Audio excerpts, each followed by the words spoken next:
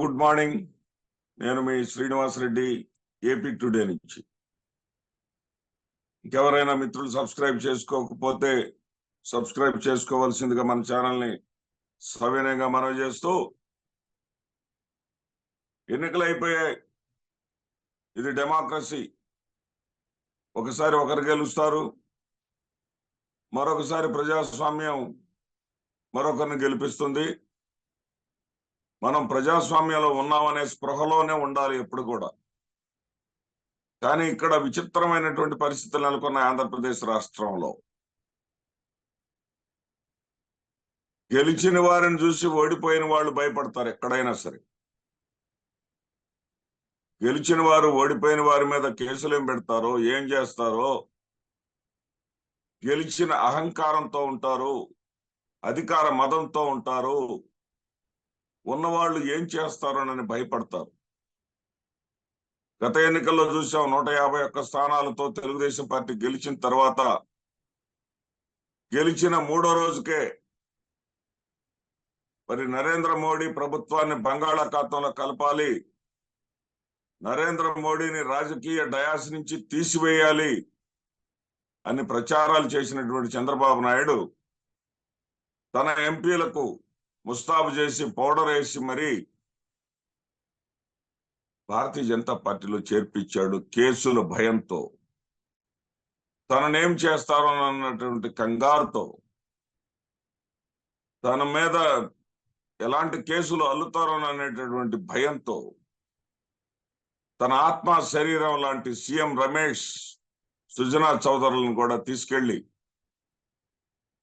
భారతీయ జనతా పార్టీలో కలిపేశాడు. అది భయం అంటే. గెలిచిన పార్టీని చూసి ఓడిపోయిన పార్టీ భయపడటం అంటే అది. జనరల్ గా ఈ రోజున జగన్మోహన్ రెడ్డి గారు కూడా భయపడాలి. అదే విధంగా జగన్మోహన్ రెడ్డి గారు కూడా చంద్రబాబు నాయుడు గారు లాగానే అయితే ఆయన భయపడాల. ఆయన ఇక్కడ ఎక్కడ భయపడలా. సాల్యూట్ టు జగన్మోహన్ రెడ్డి గారు. భయపడకపోగా జగన్మోహన్ రెడ్డి గారిని చూసి వాళ్ళు భయపడుతున్నారు. జగన్మోహన్ రెడ్డి గారిని చూసి తెలుగుదేశం పార్టీ కేవలం 11 స్థానాలకు పరిమితమైనప్పటికీ కూడా జగన్మోహన్ రెడ్డి గారిని చూసి తెలుగుదేశం పార్టీ భయపడిపోతుంది. చాలా చాలా ఆందోళనతో ఉంది. జగన్మోహన్ రెడ్డి గారి వైపు కూడా చూడలేని పరిస్థితుల్లో ఉంది. ఇందుకు నేను అంటున్నటువంటి మాట కాదు. స్వయంగా అయ్యన్న పాత్రుడు, అతని మిత్రుడు మరొకడు, ఆ వీడియో అందరూ చూశారు, వైరల్ అయింది. నేను మళ్ళీ పెట్టాల్సినటువంటి అవసరం లేదు. వాళ్ళు మాట్లాడుకునేటటువంటి మాటల్లో వాళ్ళు చెప్పేటటువంటి మాట ఏంటంటే, ఆయనకి జనబలం ఉంది, ధనబలం ఉంది, పక్క రాష్ట్రంలో కూడా ఆయన మనుషులు ఉన్నారు, ఓడిపోయాడు కానీ చావలేదు. ఏవి మనుషులరా మీరు! ఎదుటివాడి నాశనాన్ని కోరుకొని, ఇది ప్రజాస్వామ్యం అన్న స్పృహను మర్చిపోయి ఎదుటివాడు చావుని కోరుకుంటున్నారంటే మిమ్మల్ని మించినటువంటి అరాచకవాదులు ఇంకెవరున్నారంటున్నా. మీరు ప్రజాస్వామ్యం గురించి మాట్లాడతారా? ఏమంటాడంటే, అతను మాట్లాడిన దాన్ని, తన స్నేహితుడు మాట్లాడిన దాన్ని సమర్థిస్తూ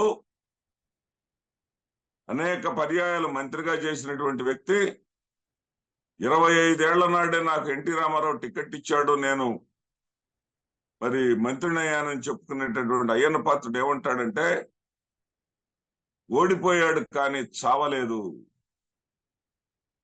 వాడు చచ్చిపోవాలి, వాడిని చంపేయాలి అంటాడు. ఇది ఎక్కడి నుంచి వచ్చింది? యథా రాజా తథా ప్రజ అంటారు.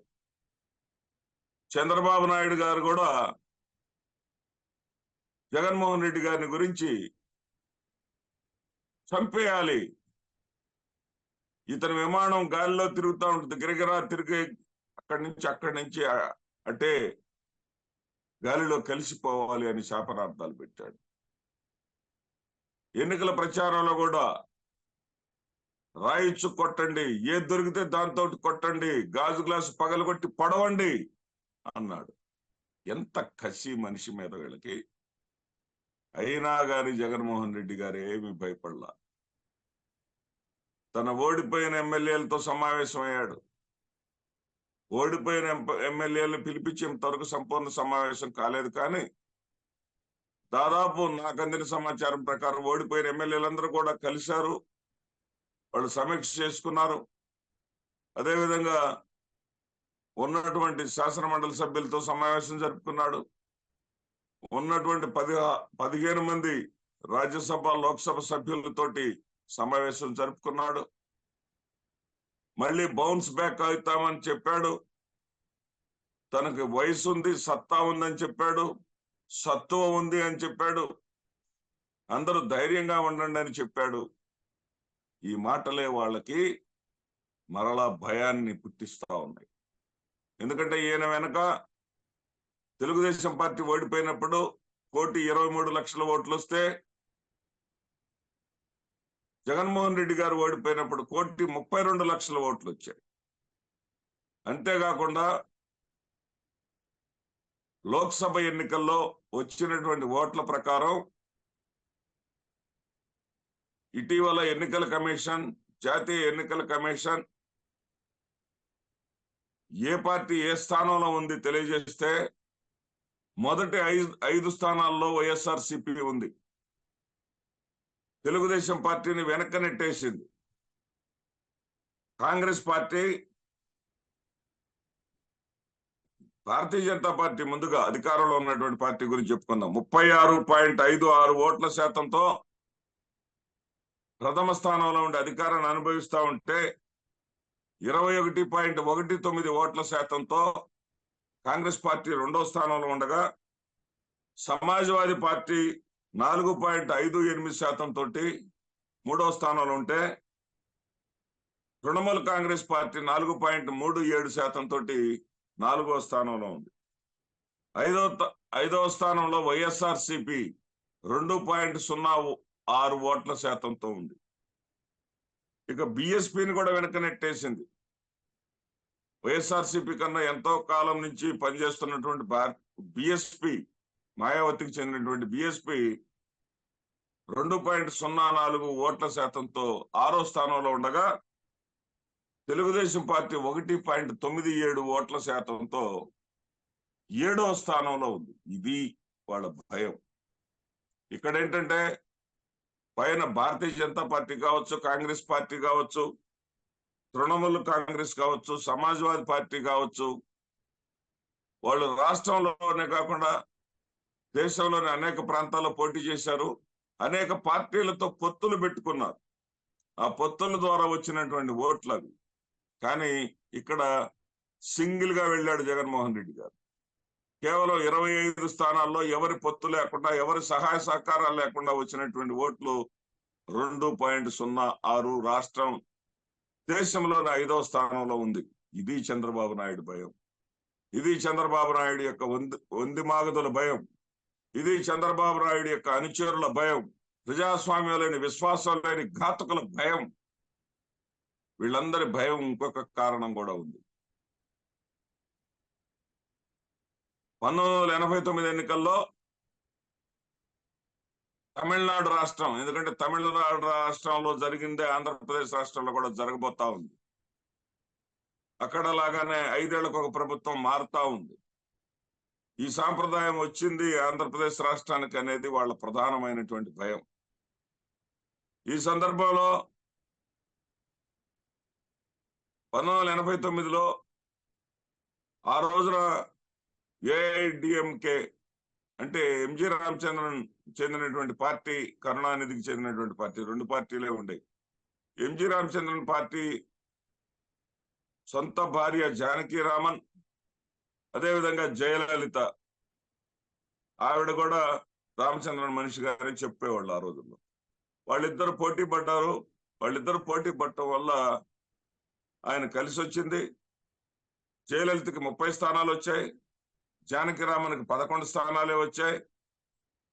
ఆవిడ ఇతనికి 169 స్థానాలు వచ్చాయి. బహుశా 234 అనుకుంటా అక్కడ. సరే, అంతలోకి దురదృష్టకరమైనటువంటి సంఘటన జరిగింది. అప్పటి ప్రధానమంత్రి రాజీవ్ గాంధీని మరి తమిళనాడులో హత్య గావించడం జరిగింది. ఎల్టీటీ తీవ్రవాదుల యొక్క ప్రమేయం ఉంది దాంట్లో. వాళ్లే ప్రకటించుకున్నారు మేమే చంపేశాము అని. ఆ ఎల్టీటీని పోషిస్తున్న పార్టీ డిఎంకే, కరుణానిధికి ఎల్టీటీకి సంబంధాలు ఉన్నాయటువంటి కారణంతో కేంద్ర ప్రభుత్వం ఆ ప్రభుత్వాన్ని రద్దు చేసింది. 1989లో గెలిచినటువంటి ప్రభుత్వాన్ని రద్దు చేస్తే సానుభూతి రావాలి కదా, రాలా.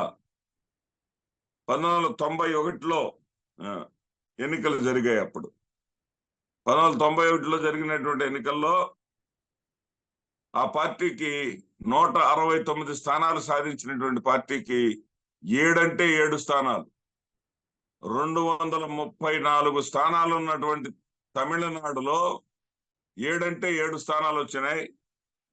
జయలలితకి 225 స్థానాలు వచ్చినాయి. 225 స్థానాలు వచ్చినటువంటి జయలలిత అధికారాన్ని నిలుపుకోలేకపోయింది. గుర్తుపెట్టుకోవాలి, ఇది గుర్తుపెట్టుకోవాలి. మనం ఉన్నది ప్రజాస్వామ్యంలో. అదే సందర్భంలో ఆ తర్వాత జరిగినటువంటి ఎన్నికల్లో 1996లో జరిగినటువంటి ఎన్నికల్లో 225 స్థానాలు గెలిచినటువంటి జయలలిత కేవలం 4 స్థానాలు, 96లో జరిగినటువంటి ఎన్నికల్లో 4 స్థానాలు వచ్చినాయి. అదే సమయంలో డిఎంకే మరలా పుంజుకొని 221 స్థానాలు వచ్చినాయి. ఇది ప్రజాస్వామ్యం యొక్క గొప్పతనం. ప్రజాస్వామ్యంలో ఎవరు ప్రజలకు ఇచ్చినటువంటి హామీలను నెరవేరుస్తారో, ఎవరు 5 ఏళ్ల పాటు ప్రజలను ప్రజారంజకంగా పరిపాలించగలుగుతారో వాళ్ళు మాత్రమే తిరిగి అధికారంలోకి వస్తారు. అంతేగాని ఎదుటివాడి చావును కోరుకోవటం, మీరు ఇంతగా చావును కోరుకుంటున్నప్పటికీ కూడా జగన్మోహన్ రెడ్డి గారు ఢిల్లీ వైపు కన్నెత్తి చూడలేదు. భారతీయ జనతా పార్టీ వాళ్ళు మీకన్నా ముందు జగన్మోహన్ రెడ్డి గారిని పొత్తు పొత్తు పొత్తు అంట బ్రతిమలాడారు. పదే పదే తిరుగుతున్నాడు చంద్రబాబు నాయుడు మా చుట్టూ. పవన్ కళ్యాణ్ తగిలిస్తా ఉన్నాడు, నీ సంగతి చెప్పు, నువ్వు మాకు 4 సీట్లు ఇవ్వు, నీతోనే మేము కలిసి ఉంటాం, నీ మీదే మాకు నమ్మకం, నీ మీదే మాకు విశ్వాసం అంటే, వద్దు, నేను మీతో నడవను, మీకున్నటువంటి మత భావజాలం నాకు నచ్చదు, నేను అన్ని మతాలను సమానంగా చూసుకునేటటువంటి కోవకు చెందిన వాడిని, మీతో నాకు పొత్తు కుదరదు, మీతో నేను పొత్తు పెట్టుకుంటే నా తండ్రి ఆశయాలకు నేను తూట్లు పడిచినట్లే అని ఖరాఖండిగా చెప్పి, మీరు పొత్తు పెట్టుకుంటే పెట్టుకోండి, నాకేం సంబంధం లేదు అని వచ్చాడే. ఆ వచ్చిన వాడు ఓడిపోయిన వెంటనే ఢిల్లీ వైపు చూడకుండా, మీలాగా పరుగులెత్తకుండా నిలబడి ఉన్నాడే, దట్ ఈస్ జగన్మోహన్ రెడ్డి. ఆ జగన్మోహన్ రెడ్డిని చూసి మీరు భయపడుతున్నారంటే అదే అందరూ ఆశ్చర్యపోతా ఉన్నారు. మీరు భయపడకండి. జగన్మోహన్ రెడ్డి గారు మీరు తప్పులు చేయకండి. ముందు అరాచకం సృష్టించారు. అధికారంలో ప్రమాణ స్వీకారం చేయకముందే చేయాల్సినటువంటి దారుణాలన్నీ చేసేశారు. 5 ఏళ్లలో వైఎస్ఆర్సీపీ తప్పులు చేసింది కొన్ని, అంతకన్నా ఎక్కువ తప్పులు మీరు చేశారు. వైఎస్ఆర్సీపీ ప్రధానంగా అధికారంలోకి రాలేకపోవడానికి కారణాలు వాళ్ళు ఇంకా అర్థం చేసుకోలేదేమో అని నాకు అప్పుడప్పుడు అనిపిస్తా ఉంటుంది. పేదలు పెత్తందారులు అని జగన్మోహన్ రెడ్డి గారు తీసుకున్నటువంటి నినాదం బెడిసి కొట్టింది, అందుట్లో సందేహం లేదు. పెత్తందారులు అంటే మధ్యతరగతి వాళ్ళు, సంపన్నులు కూడా పెత్తందారులేననేటటువంటి కోవకొచ్చి వాళ్ళందరూ కూడా ఏకమై దాడి చేశారు. తెలుగుదేశం పార్టీ వైపు నిలబడ్డారు, కూటమి వైపు నిలబడ్డారు, వైఎస్ఆర్సీపీ వైపు దాడి చేశారు. 3 రాజధానుల అంశం బూమరాంగ్ అయింది. అమరావతిని కెలకటం పెద్ద సమస్య అయింది. అదేవిధంగా కేడర్ను విస్మరించారు. బటన్ నొక్కాను చాలే అని చెప్పేసి అనుకుంటే అది కూడా రివర్స్ అయింది. ఐప్యాక్ ఇవన్నీ రివర్స్ అయినాయి. అన్ని కూడా అర్థం చేసుకుంటాడు, ఆయన పోరాటం ఆయన చేస్తాడు. ఇది ప్రజాస్వామ్యం అన్న సంగతి గుర్తుపెట్టుకోండి. తప్పులు తెలుసుకోండి, దిద్దుకోండి. జగన్మోహన్ రెడ్డి భౌతికంగా లేకుండా పోవాలనేటటువంటి మీ మాటలు, మీ చేష్టలు ఇదే విధంగా ఉంటే ప్రజలు మిమ్మల్ని చీదరించుకుంటారన్న సంగతి గుర్తుపెట్టుకోండి. నమస్తే.